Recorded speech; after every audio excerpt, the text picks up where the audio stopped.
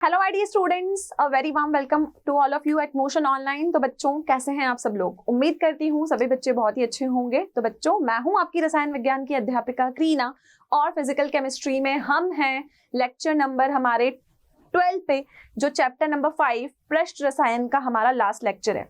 तो जो last lecture है बहुत ही ईजी सा टॉपिक है आपके इस चैप्टर का, जिसका नाम है इमल्शन। हम इसको बोलेंगे पायस। और आज हम ये जानेंगे कि हमारे चारों ओर हमने जो टॉपिक पढ़ा कोलोइड, वो कहाँ कहाँ पर मौजूद है।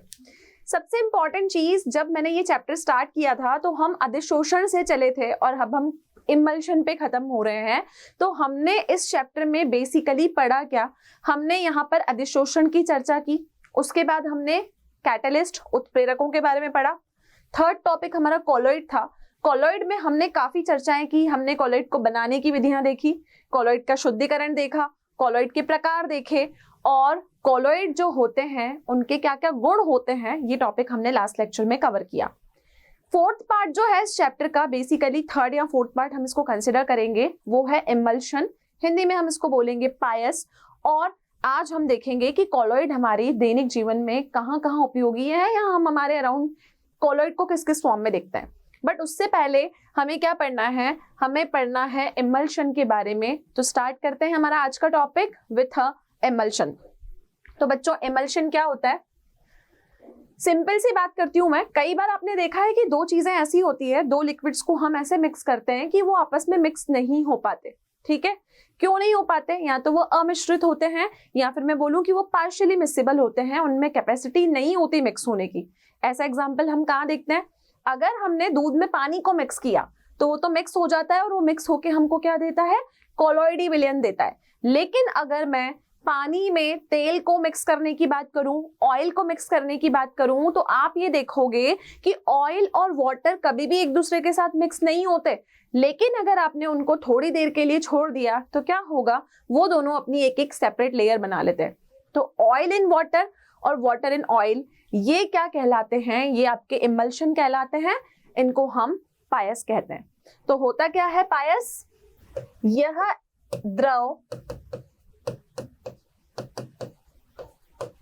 द्रवरागी निकाय है। ठीक है, जो बनते कैसे हैं? जो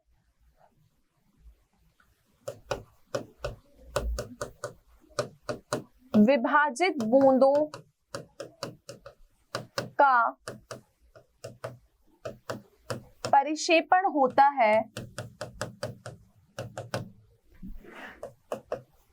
किसी अन्य माध्यम या द्रव में।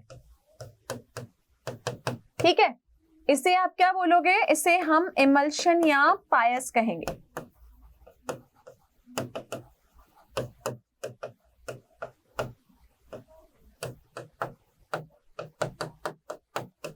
ठीक है बच्चों, ये क्या है? ये एक ऐसा द्रव निकाय है जिसमें आप क्या देखोगे कि जो विभाजित बूंदें होती हैं उनका परिक्षेपण होता है किसी दूसरे माध्यम पे।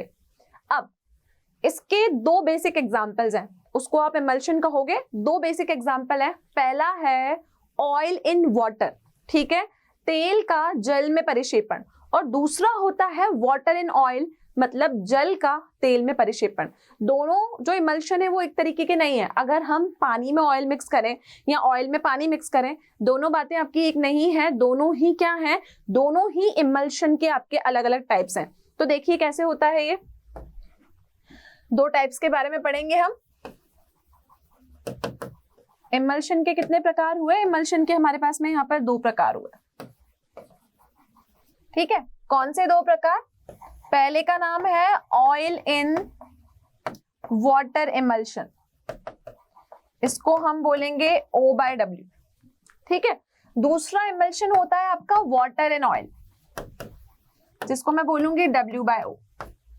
हिंदी में अगर हम इसको लिखेंगे तो हम बोलेंगे तेल का जल में परिक्षेपण। तो पहला प्रकार क्या हुआ इसका? तेल का जल में परिक्षेपण। और दूसरा क्या है? जल का तेल में परिक्षेपण। ठीक है, दो तरीके से होता है, oil in water and water in oil. Clear है? अब बच्चों, जब आपने ऑयल को वाटर में मिक्स किया है, तो ऑयल को अगर आपने वाटर में मिक्स किया है तो वहां पर परिक्षेपण माध्यम कौन होगा? वहां पर परिक्षेपण माध्यम जल होगा। और अगर जल में तेल को मिक्स किया है तो आप बोलोगे कि वहां पर परिक्षेपण का माध्यम कौन होगा? वहां पे परिक्षेपण का माध्यम आपका तेल होगा। क्लियर है? तो शुरू करते हैं फर्स्ट टाइप से, जिसका नाम है ऑयल इन वाटर। पहला इमल्शन होता है आपका oil in water.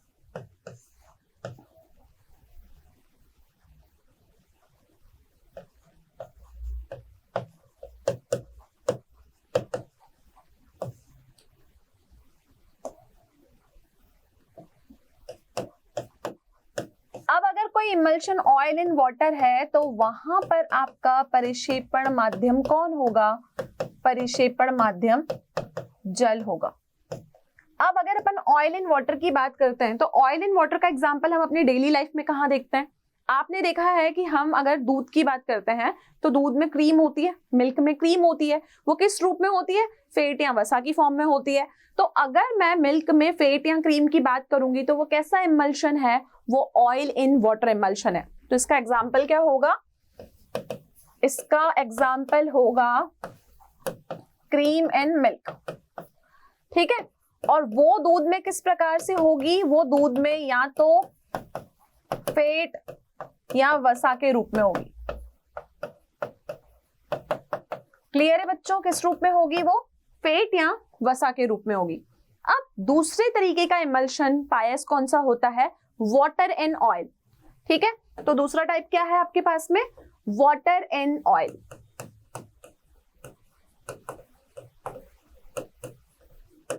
Water in oil को मैं बोलूंगी W/O। ठीक है, अब ध्यान रखना कि जब हम वाटर इन ऑयल की बात करेंगे ना तो यहां पर परिक्षेपण माध्यम ऑयल होगा। कौन होगा? यहां पर आपका परिक्षेपण माध्यम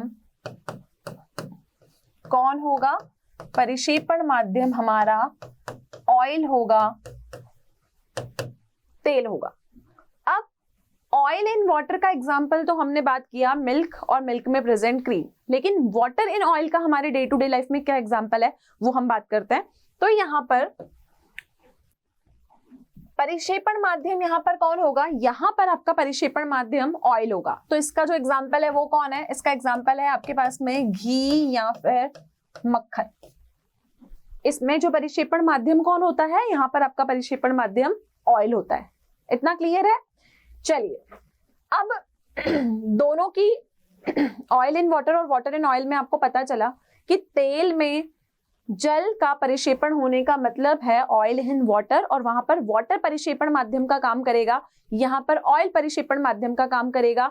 ऑयल इन वाटर की बात करूंगी तो मैं मिल्क के अंदर फेट और क्रीम जो अगर डिसॉल्व है वो ऑयल इन वाटर है, लेकिन अगर हम घी की, मक्खन की, इन सब चीजों की बात करेंगे तो वो क्या है? आपका वाटर इन ऑयल इमल्सिफिकेशन है।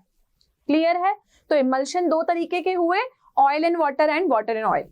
अब बच्चों इंपॉर्टेंट चीज ये है कि आप देखोगे कि अगर आपने इस इमल्शन को कुछ टाइम के लिए स्थायी छोड़ दिया तो एक बार आप इनको शेक करने के बाद देखोगे कुछ टाइम के बाद ये दोनों एक अलग अलग परत बना लेते हैं, अलग अलग लेयर्स के फॉर्म में आपको ये नजर आते हैं, जो कि ये प्रूव करता है कि दोनों ही इमल्शन जो है ना वो आपके स्टेबलाइज नहीं है, स्थायी नहीं है। तो अगर ये स्थायी नहीं है तो इनको स्थायी बनाने के लिए इसमें कुछ ना कुछ डालना पड़ेगा। तो जो चीजें हम इनको स्थायी बनाने के लिए डालते हैं उसको हम बोलते हैं इमल्सिफायर्स, या फिर हम इसको बोलते हैं पायसी कर्मक। तो देखो आप इसमें हम क्या ऐड करेंगे, तो हम यहाँ पर लिखेंगे एक नोट के रूप में, पहला पॉइंट, ये दोनों पायस स्थायी नहीं होते। क्या नहीं होते? स्थायी नहीं होते, स्टेबल नहीं होते। अगर हम इनको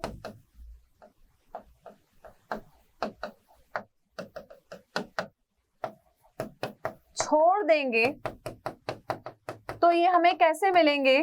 तो हमें यह दो परतों के रूप में मिलेंगे। ठीक है, तो अगर आपको इनको स्टेबल बनाना है तो आपको इसमें क्या डालना पड़ेगा, आपको इनका पायसीकरण करना पड़ेगा, आपको इसमें कुछ न कुछ इमल्सिफायर ऐड करना पड़ेगा। तो देखिए हम इसको स्टेबल कैसे बनाएंगे। यहां पर एक पिक्चर के थ्रू आपको क्लियर है कि जल में तेल और तेल में जल दोनों आपको किस तरीके से नजर आएगा। अगर हम डायग्रामेटिकली रिप्रेजेंट करें तो दोनों सेम ही चीजें लग रही है, लेकिन अगर हम प्रोसेस की बात करें तो दोनों प्रोसेस अलग अलग होती है। जल में तेल में जो माध्यम है, परिक्षेपण माध्यम है, वो अलग है, और तेल में जल में परिक्षेपण माध्यम आपका अलग है। एक का परिक्षेपण माध्यम जल है, एक का परिक्षेपण माध्यम तेल है। क्लियर। अब ये देखते हैं कि कैसे आप इसको स्टेबलाइज करोगे। ठीक है, तो यहां पर इसे स्थायी बनाने के लिए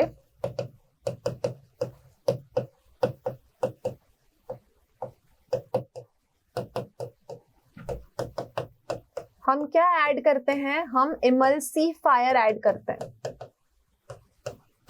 क्या ऐड करते हैं, इमल्सिफायर। ठीक है, और जब आप इसमें कोई इमल्सिफायर ऐड करते हो बच्चों, तो इस प्रोसेस को हम इमल्सिफिकेशन कहते हैं।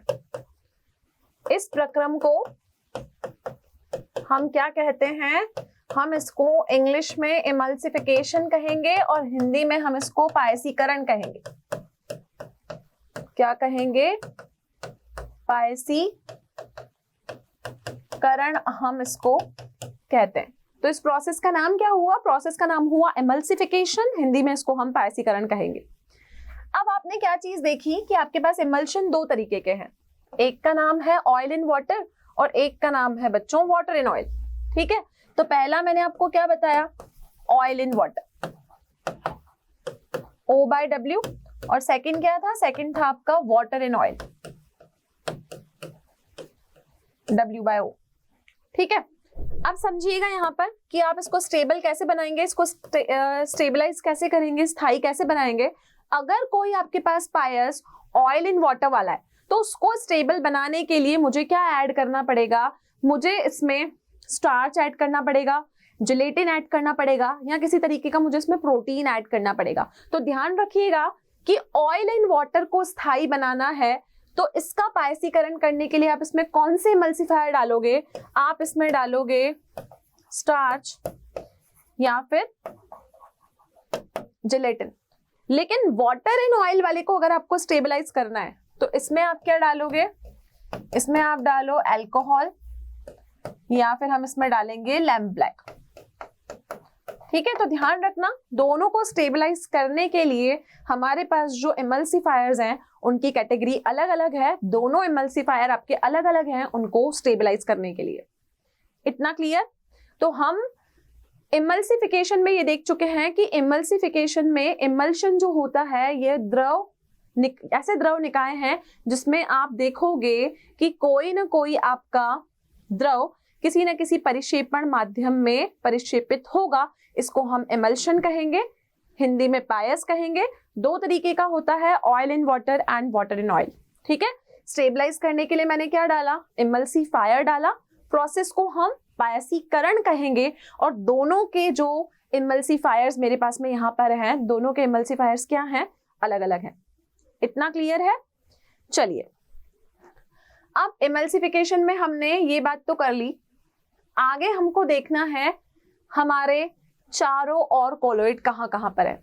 बच्चों में अगर अपने दैनिक जीवन की बात करूं तो आप ये देखोगे कि हमारे चारों ओर कोलॉइड हैं। कहाँ कहाँ पर, अगर मैं खाने की बात करूं तो हमारे खाने में भी कोलॉइड है। मिल्क की बात करते हैं हम, क्योंकि मिल्क भी क्या है, एक आपका सोल है, एक कोलॉइड है। तो कोलॉइड हमारे चारों ओर कहाँ कहाँ पर है। पहला पॉइंट देखिए, हमारे खाने में, हमारे वस्त्रों को बनाने में, हर जगह कोलॉइड है। ठीक है, औषधियों में, हम कोई दवाई खाते हैं तो उस औषधियों में भी क्या है, कोलॉइड है।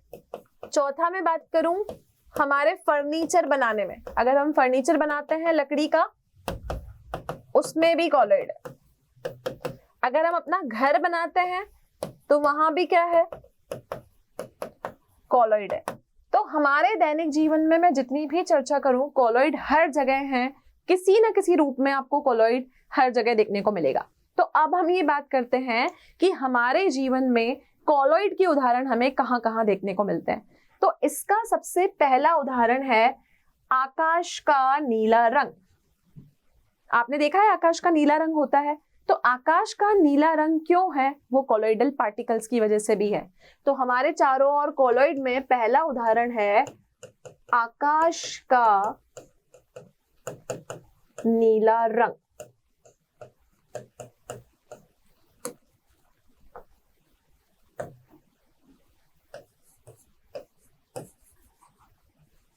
ठीक है, आकाश का नीला रंग जो है वो किस वजह से है वो अब हम देखेंगे। तो देखिएगा यहाँ पर, तो बात यहाँ पर ये है कि आकाश का नीला रंग क्यों होता है। अब आप बच्चों जानते हो कि आपके पास में जो हवा है, उस हवा में जल के कुछ कण हैं, जल के कण हैं, जल की बूंदें हैं, वाटर ड्रॉपलेट्स हैं, वाटर वेपर की फॉर्म में। ठीक है, ये क्या करती हैं? ये जल की बूंदें जो एटमॉस्फेयर में आपके पास में धूल के कण हैं, ठीक है, उनके साथ मिक्स हो जाती है। जब ये धूल के कणों के साथ मिक्स होती है और उन पर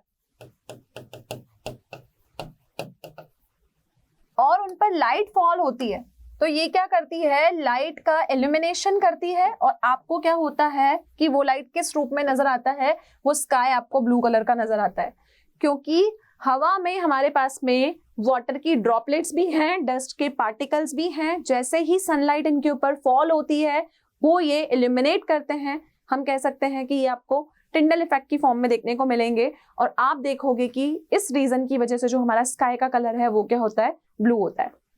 तो हवा में उसमें जल के कण, जल की बूंदें, धूल के कण, और जब इन पर सूरज के प्रकाश की किरणें गिरती हैं तो ये क्या होता है? ये प्रकिरणित होता है, जिसकी वजह से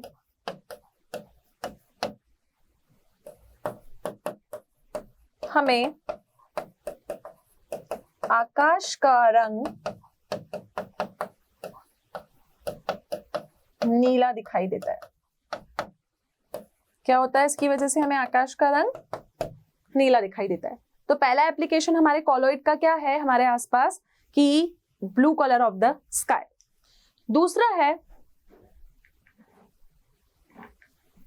दूसरा एप्लीकेशन है धुंध, कोहरा या बारिश का होना। ठीक है, अब धुंध, कोहरा और बारिश का होना, ये भी क्या है? ये भी एक कोलॉइड का एप्लीकेशन है। अब बच्चों आपको पता है कि अगर आपके वातावरण में हवा की मात्रा ज्यादा है तो उस हवा में डस्ट के पार्टिकल्स भी हैं, उस हवा में कुछ ना कुछ वाटर वेपर भी है, कुछ ना कुछ वाटर ड्रॉपलेट्स भी हैं। तो अगर ये वाटर ड्रॉपलेट्स अपने ड्यू पॉइंट से नीचे कंडेंस होती है, तो ड्यू पॉइंट से नीचे कंडेंस होने पर ये क्या फॉर्म करती हैं? ये आपका फॉग और मिस्ट फॉर्म करती हैं। धुंध मतलब फॉग, मिस्ट, और बारिश मतलब होती है आपकी रेन। तो अगर हमारे वातावरण में हवा की मात्रा ज्यादा है, ठीक है, तो वो अपने ड्यू पॉइंट से नीचे क्या हो जाती है? कूल डाउन हो जाती है। क्या होती है? ड्यू पॉइंट से नीचे कूल डाउन हो जाती है। ठीक है, और कूल डाउन होके वो क्या बनाती है? जब वो कूल डाउन हो जाती है तो वो वाटर के ड्रॉपलेट्स बना लेती है। ठीक है, अब अगर इन वाटर ड्रॉपलेट्स पे आप देखोगे जैसे ही लाइट फॉल होगी तो वो स्कैटर भी करेंगी। स्कैटर करने पे आपको वो ब्लू कलर दिखता है, वो इसका रीजन था। और जब ये वाटर ड्रॉपलेट्स फॉर्म होंगी आपकी, तो ये किस रूप में होंगी? ये आपकी धुंध और कोहरे के रूप में होगी। और जब ये वाटर ड्रॉपलेट्स कूल डाउन होती हैं तो ये ऊपर एटमॉस्फेयर में ऊंची उठती जाती है और क्या बना लेती हैं? क्लाउड्स बना लेती हैं। जब ये क्लाउड्स बनाती हैं और दो अपोजिटली चार्ज क्लाउड्स, क्योंकि आपको पता है कि ये वाटर ड्रॉपलेट्स किसका काम कर रही हैं, ये कोलॉइडल पार्टिकल का काम कर रही हैं, तो इनके ऊपर क्या होगा, कुछ ना कुछ विद्युतीय आवेश होगा, इलेक्ट्रिक चार्ज होगा। तो जब दो अपोजिट चार्ज आपस में टकराते हैं तो वो क्लाउड्स आपस में टकराए और टकराने के बाद क्या होती है, रेन वहां पर होती है। तो हम क्या बोलेंगे, यह ड्रॉपलेट्स कंडेंसेशन कर कर क्या बनाती हैं, क्लाउड बनाती हैं। क्या बनाएंगी बच्चों, क्लाउड बनाएंगी। और क्लाउड्स जब आपस में टकराएंगे तो दो अपोजिटली चार्ज क्लाउड्स अगर आपस में टकराए तो वहां पर क्या होगी, वहां रेन होगी। तो रेन के होने का रीजन भी कौन है, कोलॉइडल पार्टिकल है। क्लियर इतना। चलो, तो आकाश का नीला रंग और धुंध कोहरा और बारिश का होना, ये हमारा कोलॉइड का उदाहरण है। तीसरा हम बात करते हैं हमारी खाद्य सामग्री की। ठीक है, अब मैं अगर खाद्य सामग्री की बात करूं तो बच्चों आपके भोजन में जितनी भी खाने पीने की चीजें हैं, ठीक है, अपन बात कर लेते हैं मिल्क की, अपन बात कर लेते हैं बटर की, चीज की, या फिर मैं बात कर लेती हूँ जैम की। ठीक है, ये जो सारी चीजें हैं ये आपकी क्या हैं, ये सब आपके कोलॉइडल सिस्टम ही हैं। इसके एग्जाम्पल हम टाइप्स ऑफ कोलॉइड में पढ़ चुके हैं। तो जितनी भी खाने की सामग्रियां हैं, फलों का रस, ये सब आपके क्या हैं, कोलॉइडल सॉल्यूशंस हैं। क्लियर इतना। चलिए, तीसरी के बाद आपकी चौथी हम उपयोगिता के तरफ बढ़ते हैं कि कोलॉइडल सिस्टम आपको अपने चारों ओर और कहाँ देखने को मिलता है। बच्चों आपने देखा है कि हमारा जो ब्लड है, ठीक है, हमारा ब्लड भी एक कोलॉइडल सॉल्यूशन है जिसको हम एल्बिनोइड बोलते हैं। अब अगर आपने देखा है कि अगर हमें कभी चोट लगती है और हमारा जो ब्लड है वो स्टॉप नहीं होता, उस ब्लड की क्लोटिंग जम जाती है, तो हम क्या करते हैं, उसके ऊपर एक आयरन क्लोराइड का सॉल्यूशन लगाते हैं जो उसको रोकने का काम करता है।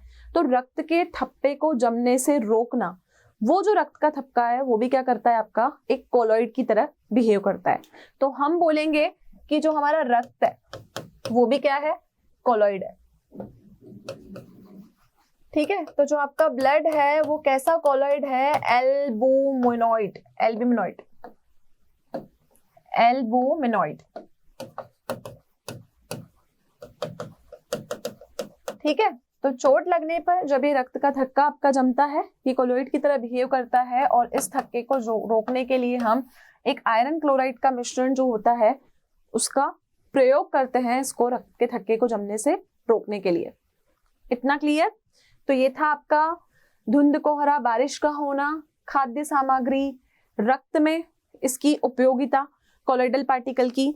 और भी बहुत सारी उपयोगिता है आपका फर्नीचर बनाने में, घर बनाने में, सीमेंट में प्रयोग होने वाली चीजें, ये सब क्या है, ये हमारे जीवन में हमारे चारों ओर कोलॉइड है। ठीक है, अब हम आगे बढ़ते हैं कि कोलॉइड के अनुप्रयोग क्या क्या है।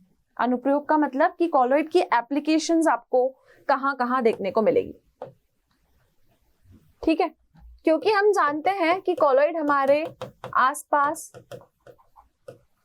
हर जगह है, तो हमें कोलॉइड के एप्लीकेशंस भी हर जगह देखने को मिलेंगे। तो सबसे पहला जो एप्लीकेशन मैं कोलॉइड का बात करूंगी वो होगा आपका स्मोक का इलेक्ट्रिक डिस्चार्ज। ठीक है, तो पहला एप्लीकेशन देखिए हम कैसे डिस्क्राइब करेंगे electric discharge for a smoke.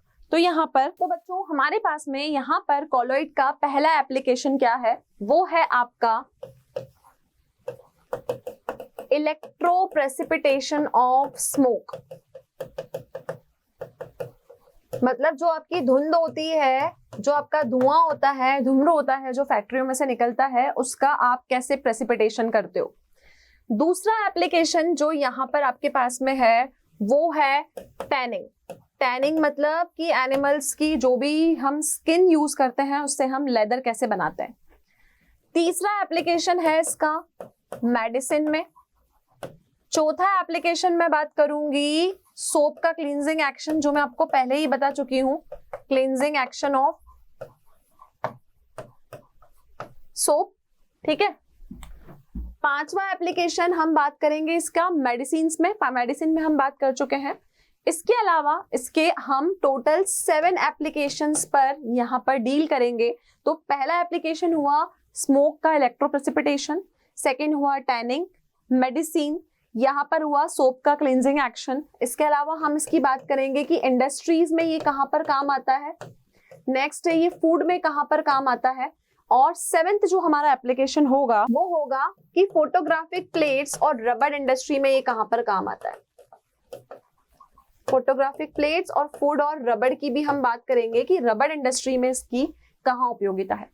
तो अभी लेक्चर में हम जब अनुप्रयोगों की बात करेंगे तो हम इन 7 टॉपिक्स के ऊपर डील करेंगे कि कॉलॉइडल पार्टिकल्स का आपका एप्लीकेशन जो पार्ट है वो कहाँ कहाँ पर है। तो देखिए पहला एप्लीकेशन कहाँ है इसका बच्चों, इसका फर्स्ट एप्लीकेशन है घुम्र का विद्युतीय अवक्षेपण, मतलब स्मोक का electro precipitation. Electro precipitation of smoke. अब ये इलेक्ट्रो प्रेसिपिटेशन कर क्यों रहे हैं? आपको पता है कि फैक्ट्रियों में, चिमनियों में जितना भी स्मोक प्रोड्यूस हो रहा है वो पोल्यूशन का कोज है। अगर वो इसी तरह प्रदूषण फैलाता रहेगा तो हमें आने वाले टाइम में कई बीमारियों का सामना करना पड़ेगा और बहुत सारी चीजें हम देख रहे हैं कि एयर पोल्यूशन की वजह से हो रही हैं। तो हमने क्या करना है कि यहाँ पर ये जो स्मोक है इसका विद्युतीय अवक्षेपण करना है, मतलब इस स्मोक को हमको न्यूट्रलाइज कर देना है, खत्म कर देना है ताकि ये पोल्यूशन को ना फैलाए। तो बच्चों इसके लिए हमने क्या किया है, ये एक आपका कॉट्रेल का प्रेसिपिटेटर है। ठीक है, यहाँ पर जो डायग्राम बना है इसको बोलते हैं कॉट्रेल का प्रेसिपिटेटर, मतलब कॉट्रेल का अवक्षेपक। ये यहाँ जो फिगर बना है इसको हम क्या बोलेंगे, कॉट्रेल का प्रेसिपिटेटर। मतलब ये क्या हुआ, ये हुआ आपका कॉट्रेल का अवक्षेपक। ये क्या काम करेगा, मान के चलो किसी चिमनी या फैक्ट्री में से स्मोक निकल रहा है, उस स्मोक को ये अब्सॉर्ब करेगा।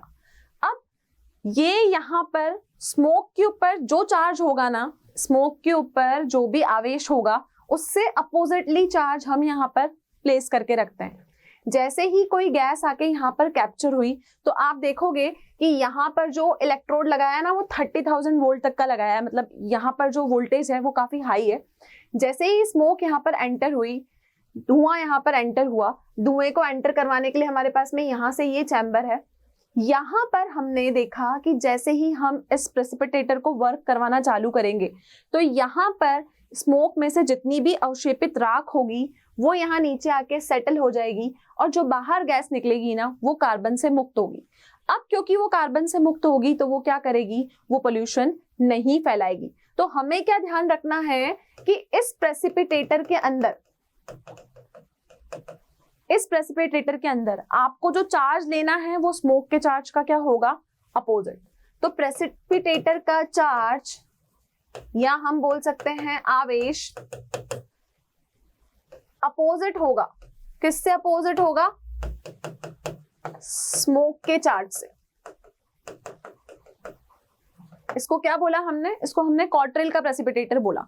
जैसे ही धुआं यहां से अंदर गया, इलेक्ट्रोड को हमने 30,000 वोल्ट पे रखा है, वो उसको स्टेबलाइज कर देगा। सारे स्मोक में से जितनी भी पोल्यूशन फैलाने वाली राख होगी उसको वो नीचे सेटल डाउन कर देगा और यहां से आपको क्या मिल जाएगी, कार्बन मुक्त गैस आपको यहां से मिल जाएगी। तो ये पहला अनुप्रयोग है किसका, कॉलॉइडल पार्टिकल्स का या कॉलॉइडल सॉल्यूशंस का। दूसरा एप्लीकेशन की तरफ हम बढ़ते हैं, पेयजल का शुद्धिकरण। ठीक है, यहां पर बोला है पेयजल का शुद्धिकरण, प्यूरिफिकेशन ऑफ ड्रिंकिंग वाटर।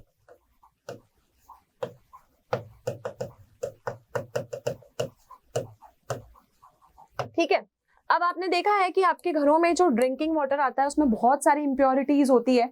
कुछ इम्प्योरिटीज सैंड की फॉर्म में होती है या कुछ भी इम्प्योरिटीज की हम बात कर सकते हैं, क्योंकि हम मान के चलते हैं कि बिल्कुल क्लीन वाटर हमारे पास अवेलेबल नहीं है। तो अगर उस वाटर को फिट फॉर ड्रिंकिंग बनाना है तो हमको उसका शुद्धिकरण करना पड़ेगा। तो हम उसमें क्या करते हैं, उस पानी में एलम को घोलते हैं। एलम को हिंदी में हम बोलते हैं फिटकरी। अब बच्चों वाटर के अंदर जितनी भी इम्प्योरिटीज होगी ना, जो भी मिट्टी होगी किसी भी फॉर्म में, ये एलम क्या करता है, उसके साथ कोगुलेट हो जाता है। क्या कर लेता है, कोगुलेशन कर लेता है। और कोगुलेट जैसे ही होता है आप देखोगे कि जो क्लियर वाटर होगा ना वो आपको ऊपर मिलेगा और इम्प्योरिटीज क्या होंगी, नीचे सेटल डाउन हो जाएंगी। ये मिल जाएगा आपको क्लियर वाटर, और जो आपकी इम्प्योरिटीज होंगी वो आपकी नीचे सेटल डाउन हो जाएंगी, यहाँ आ जाएंगी आपकी इम्प्योरिटीज। इम्प्योरिटीज हो गई नीचे सेट, और इम्प्योरिटीज को शो करने के लिए हम यहाँ पे दूसरा कलर यूज कर लेते हैं, ये हो गई आपकी इम्प्योरिटीज। क्लियर। अब ये जो एलम और वाटर है ना, ये कोगुलेट क्यों हुए? क्योंकि इन दोनों के ऊपर कैसा था? अपोजिट चार्ज था। कोगुलेशन करने के लिए चार्ज का अपोजिट होना बहुत जरूरी है। एक चार्ज आपका ऋणात्मक होना चाहिए और एक आपका धनात्मक। ओके, तो ये है आपका सेकेंड एप्लीकेशन। थर्ड एप्लीकेशन है आपका औषध। औषध मतलब मेडिसिन। मेडिसिनल केमिस्ट्री में भी आपका कॉलॉइड का बहुत इंपॉर्टेंट रोल है। ठीक है, अब आप एक बात करो, मैं सिल्वर की बात करती हूँ। ठीक है, ये सिल्वर का एरिग्रोल करके एक लोशन आता है। ठीक है, एरिग्लोर करके एक सॉल्यूशन आता है, इसको आप कहाँ पे यूज में लेते हो? आई लोशन के रूप में यूज में लेते हो। ठीक है, दूसरा कॉलॉइड आपका एंटीमनी होता है, ये एक फीवर में काम में आता है, एंटीमनी का कॉलॉइडल, जिस फीवर को हम बोलते हैं काला अजहर। नाम सुना है काला अजहर? काला अजहर एक फीवर का नाम है। इस काला अजहर में हम एंटीमनी का कॉलॉइडल सॉल्यूशन यूज करते हैं इसको ट्रीट करने के लिए। तीसरा आपका यूज बहुत ही सिंपल है, जब भी आपको इंडाइजेशन हो जाता है, आपका पेट खराब हो जाता है, तो आप इनो या फिर कोई बेस यूज में लेते हो, जिसको हम बोलते हैं मिल्क ऑफ मैग्नीशिया या मैग्नीशिया का दुग्ध। तो ये भी क्या है? ये भी आपका एक कॉलॉइडल सॉल्यूशन है। तो हम बोलेंगे कि जो मिल्क ऑफ मैग्नीशिया है, मिल्क ऑफ मैग्नीशिया, ये भी हमारा क्या है? ये भी हमारा एक कॉलॉइडल सॉल्यूशन है। और इस कॉलॉइडल सॉल्यूशन को हम कहां पे काम में लेते हैं? इंडाइजेशन में काम में लेते हैं। तो मेडिसिनल फील्ड में भी कॉलॉइडल सॉल्यूशंस की बहुत ही ज्यादा यूजफुलनेस है। ओके, ये था थर्ड फैक्टर। फोर्थ फैक्टर है आपका चर्म शोधन। चर्म शोधन का मतलब जो अभी मैंने आपको बताया था, टैनिंग। टैनिंग का मतलब होता है एनिमल्स की स्किन का चर्म शोधन करके उनमें से क्या निकालना? उनमें से ऐसी चीजें निकालना जिससे आप लेदर बना सको। ठीक है, अब ध्यान रखना कि जो एनिमल की स्किन होती है ना, एनिमल की स्किन होती है, ठीक है, उसको हम किसी ना किसी सब्सटेंस में मिक्स करते हैं। ठीक है, जिस सब्सटेंस में मिक्स करते हैं तो वो एनिमल की स्किन जो होती है ना, वो सॉफ्ट होने की जगह हार्ड हो जाती है। इसी प्रोसेस को हम चर्म शोधन की क्रिया भी कहते हैं। तो यहाँ पर ठीक है, तो एनिमल की जो स्किन हो गई, इस पे कैसा आवेश होता है? धनात्मक आवेश होता है। ठीक है, इसको आप भिगोते हो एनिमल की स्किन को टैनिन में। इस टैनिन में क्या होता है? ऋणात्मक आवेश होता है। दोनों के ऊपर अलग अलग चार्ज है। एनिमल की स्किन पे हो गया आपका पॉजिटिव चार्ज, और जिस टैनिन में आपने इसको भिगोया वो हो गया नेगेटिव चार्ज। अब जब आप इस एनिमल की स्किन को इस टैनिन में भिगोते हो तो देखो कि दोनों के ऊपर अपोजिट चार्ज है। तो ये दोनों अपोजिट चार्ज आपस में क्या कर लेते हैं? ये दोनों कोगुलेट कर लेते हैं, कोगुलेशन हो जाता है। कोगुलेट होने के बाद जो एनिमल की स्किन है ना, वो टाइट हो जाती है। क्या हो जाती है? एनिमल की स्किन कोगुलेशन करने के बाद टाइट हो गई। और आप ये देखोगे कि जो एनिमल की स्किन है ना, वो खुद में क्या है? खुद में एक कॉलॉइडल पार्टिकल है। एनिमल की स्किन कैसी होती है? कॉलॉइडल पार्टिकल की फॉर्म में होती है। वो स्किन टाइट हो गई। तो इस पूरे प्रक्रम को, इस पूरी प्रोसेस को हम क्या कहते हैं? इसको हम चर्म शोधन कहते हैं, और इंग्लिश में मैं इसको टैनिंग बोलूंगी। क्लियर? तो हमने करा क्या? हमने एनिमल की स्किन ली, उसके ऊपर पॉजिटिव चार्ज था, उसको हमने टैनिन में भिगोया। टैनिन खुद नेगेटिवली चार्ज था, दोनों का कोगुलेशन हुआ।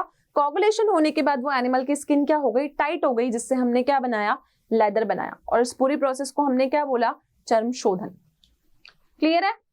चलिए, अगला एप्लीकेशन है साबुन एवं अपमार्जकों की शोधन क्रिया। इसको मैं दोबारा रिपीट नहीं करूंगी क्योंकि साबुन की शोधन क्रिया पे हम पूरा लेक्चर कर चुके हैं कि जब आपका साबुन किसी ऑयल या ग्रीस के धब्बे पे काम करता है तो वो क्या फॉर्म करता है? वहां पर मिसल का निर्माण करता है। तो मिसल का फॉर्मेशन होने से क्या होता है? साबुन अपनी शोधन अभिक्रिया करता है। क्लियर इतना? चलिए अगला आपका है फोटोग्राफी प्लेटें एवं फिल्म। अब बच्चों आप जानते हो कि जो फोटोग्राफिक फिल्म होती है आपकी, वो आपकी सिल्वर ब्रोमाइड की बनी होती है, ठीक है। तो ये AgBr का आप जिस प्लेट पर रिएक्शन करवाते हो ना, तो ये AgBr जब इस प्लेट पे डिपॉजिट होता है तो वो भी क्या कर लेता है, कोगुलेट हो जाता है। कोगुलेट क्यों होगा? क्योंकि एक के ऊपर पॉजिटिव चार्ज है, एक के ऊपर नेगेटिव चार्ज है। तो ये भी किसका एप्लीकेशन हुआ? फोटोग्राफिक फिल्म में भी AgBr की किसी प्लेट पे रिएक्शन आपकी क्या हुई? कॉलोइडल सॉल्यूशंस का एप्लीकेशन हुआ। नेक्स्ट होता है आपका रबड़ का उद्योग। अब आपको पता है कि रबड़ जो होता है वो आपको पेड़ की खाल से मिलता है। वो पेड़ की खाल से मिलने के बाद जिस रूप में मिलता है ना, उसको आप लेटेक्स कहते हो। ये लेटेक्स भी क्या है? एक कॉलोइडल सब्सटेंस है, ठीक है। अब रबड़ की फॉर्मेशन करने के लिए ये लेटेक्स, क्योंकि कॉलोइडल है तो ऑब्वियस सी बात है इसके ऊपर कोई ना कोई चार्ज होगा।